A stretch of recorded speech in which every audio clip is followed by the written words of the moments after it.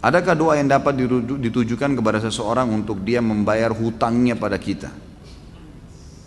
Setahu saya tidak tahu ya, ada riwayat khusus masalah ini. Yang ada riwayat itu kalau kita terlilit utang, gitu kan?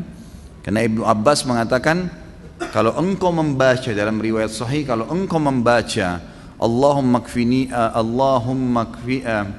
Allahumma kfini bihalalika an haramik waqdin bi fadlika amman siwak. Allahumma kfini bihalalika an haramik, ya Allah cukupkanlah aku menikmati yang halalmu dan jauhkan aku dari yang haram.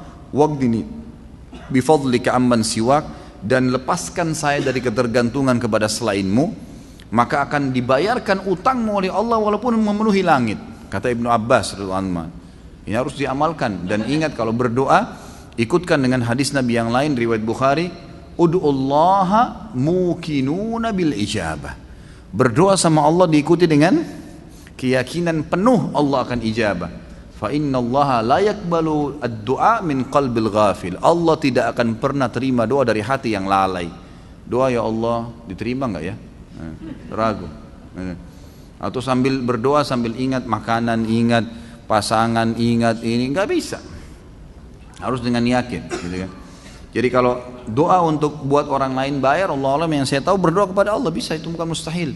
Pernah terjadi dalam sebuah riwayat yang sahih, Umar bin Khattab pada saat mengirim pasukan di perang Qadisiyah, menembus ya benteng-benteng Persia. Nah pada saat itu pasukan muslimin yang masuk dari 12.000 orang pasukan ini, itu kan kalau pasukan jihad masuk dan menang, berarti lokasi yang ditembus itu menjadi harta rampasan perang. Jadi miliknya mereka, miliknya mujahid. Jumlah mereka kecil, wilayah Persia besar, gitu kan. Ini kalau dibagi ini luar biasa gitu. Maka waktu itu mereka sudah mau bagi, tapi sebelumnya minta saran Umar bin Khattab. Umar berpikir untuk apa, mujahid ini nggak butuh sebanyak ini. Maka Umar bin Khattab juga berpikir mereka mu'allaf, baru masuk Islam, baru mengenal Islam lebih baik. Ganimah ini harta rampasan perang dibagi aja, tetap pemiliknya tapi dikasih setengah kepada para mujahid. Waktu itu Bilal radhiyallahu anhu sahabat Nabi yang lain menolak. Waktu Umar bin Khattab kasih keputusan, kata Bilal, ya Amir Mukminin, jelas hukum agama kita, gitu kan? Ini dibagi untuk mujahidin. Maka Umar bin Khattab mengatakan, wahai Bilal, pikirkanlah, kalau kau mendapatkan sekian bagian dari Persia, kau mau apain tuh harta? Banyak sekali, gitu kan? Dan mereka itu orang-orang yang baru masuk Islam. Lebih baik kamu berbagi dengan dia sambil kamu ajarkan Islam. Ini pendapat Umar. Tapi Bilal tetap ngotot, nggak mau. Kata Umar, saya pun meminta tolong kepada Allah agar melunakkan hati Bilal melalui doa malam saya. Maka Umar bin Khattab sujud berdoa kepada Allah di salat malam. Ya Allah, lunakkanlah hati Bilal. Ya Allah, lunakkan, terus begitu. Kata Umar radhiyallahu anhu, pas tiba habis sholat subuh, Bilal datang kepada saya mengatakan, saya ridho kepada hukummu hai Amir Mukminin, gitu kan?